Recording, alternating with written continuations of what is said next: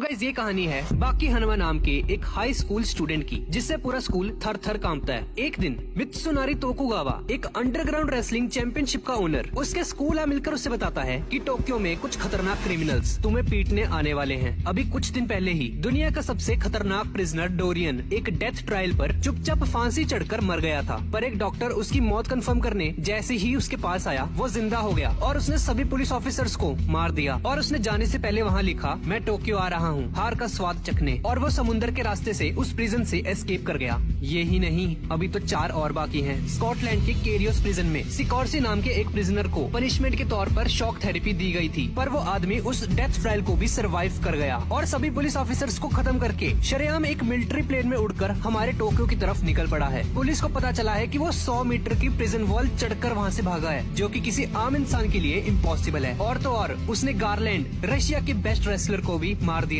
ये तो दूसरा ही था। अभी इनके अलावा 3 और हैं। एक ने तो समुद्र में 200 मीटर नीचे एक सबमरीन में सभी पुलिस ऑफिसर्स को कुत्तों की तरह मारकर वहाँ से एस्केप किया है। और दूसरे रेयोको यानेगी ने तो एक बुलेट प्रूफ ग्लास तोड़कर प्रिजन एस्केप किया है। और एक अजीब बात ये थी कि उन सभी प्रिजनर ने अपने पीछे एक ही मैसेज छोड़ा था, जो कि था, मुझे हार का स्वाद चखना है। 5 मर्डर्स का चार्ज लगे हुए अनडेड क्रिमिनल्स, जिन्होंने भागते हुए अपने पीछे सेम मैसेज छोड़ा। बाकी तुम्हें पता है ना इसका क्या मतलब है? दोस्तों इसका मतलब है कि वो सभी लोग बाकी को डिफीट करने टोक्यो आ रहे हैं, क्योंकि बाकी अंडरग्राउंड रेसलिंग का चैंपियन है। अब अगले दिन सिकॉर्स्की उन सभी में से एक प्रिजनर रॉब नाम के एक बहुत ही फेमस किक बॉक्सर को अपनी बॉडी में फिटेड रेजर से मार देता है। और कुछ गुंडे बाकी के बारे में उसके क्लासमेट से पूछते हैं और बोलते हैं, ओए बुलाओ उस बाकी को, बहुत पावरफुल है, हमने सुना है, आज उसके साथ 2-2 हाथ हो ही जाए। डरकर वो आदमी बाकी के पास जाता है और उसको अपने साथ लेकर उसे उन गुंडों से मिलवाता है। उनमें से एक आदमी उसे चाकू से मारने आगे आता है, पर तभी उसे फ्लैशबैक दिखाई देता है कि उसके मुंह पर बाकी ने एक मुक्का ऑलरेडी मार दिया है। हालांकि वो अपनी जगह से हिला तक नहीं है अभी तक। वो बाकी के डर से ही फ्रीज हो जाता है और बचे हुए गुंडों को भी उन्हीं के स्पेशल वेपन्स उन्हीं पे यूज करके उन्हें हरा देता है। पर तभी बाकी को अपने क्लासमेट के पीछे एक 9 फुट का आदमी खड़ा हुआ दिखाई देता है। इस तरफ पुलिस डिपार्टमेंट में तहलका मचा हुआ है। डोरियन, सिकॉर्सी, डॉयले, स्पेक और रेयोको यानेगी एक साथ प्रिजन से एस्केप कर चुके हैं। तभी एक ऑफिसर आकर उन्हें बताता है कि शहर में सिटीजन्स ने देखा है कि किसी आदमी ने हमारी एक पुलिस वैन को हाथों से ही कुचल दिया। और पूछताछ पर पता चला कि ये काम स्पेक का है, उन्हीं 5 क्रिमिनल्स में से एक। अब सीन उसी बंदे पे शिफ्ट हो जाता है जो कि बाकी को मारने उसके सामने आ चुका है। शो ऑफ करने के लिए वो बंदा खुद के मुंह में गोलियां चलाता है और कहता है, मैं टोक्यो का सबसे स्ट्रॉन्गेस्ट आदमी हूँ, क्या तुम ही बाकी हनुमा हो? दोस्त मुझे हार को एक्सपीरियंस करना है, क्या तुम मेरा साथ दोगे? और उसके साथ हाथ मिलाते ही उसका हाथ नीचे गिर जाता है। ये देखकर बाकी की फट जाती है। वो बंदा बाकी को कुत्तों की तरह